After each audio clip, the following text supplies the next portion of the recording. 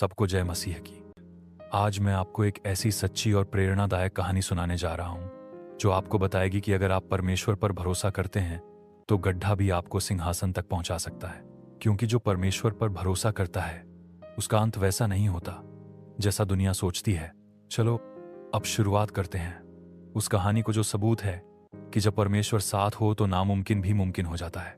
यूसुफ, एक स्वप्नद्रष्टा से शासक तक। उत्पत्ति अध्याय 37,050। यूसुफ याकूब का प्यारा पुत्र था।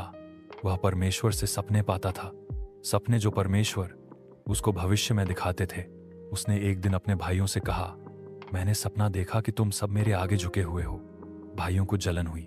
उन्हें बर्दाश्त नहीं हुआ कि छोटा भाई राजा जैसा सपना देखे। एक दिन मौका मिला और उन्होंने उसे पकड़कर एक गड्ढे में फेंक दिया।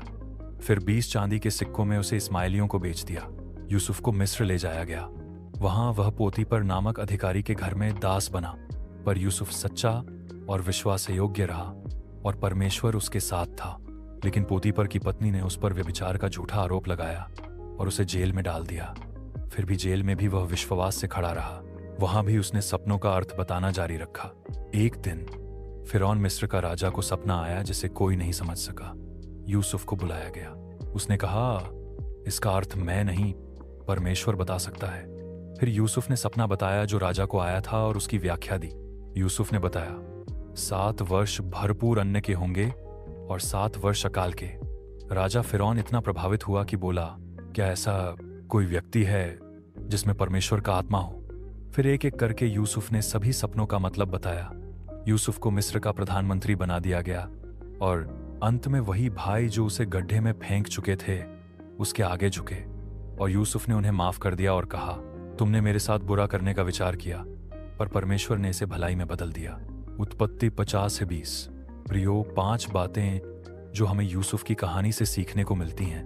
1, परमेश्वर की योजना हमारे दुहाकों के बीच भी काम कर सकती है।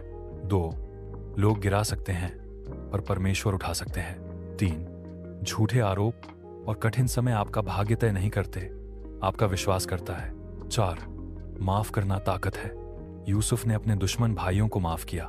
5, अगर आप परमेश्वर पर भरोसा करते हैं तो गड्ढा भी आपको सिंहासन तक पहुंचा सकता है। पर अगर आपको ये कहानी अच्छी लगी हो तो इसे अपने दोस्तों के साथ शेयर कीजिए।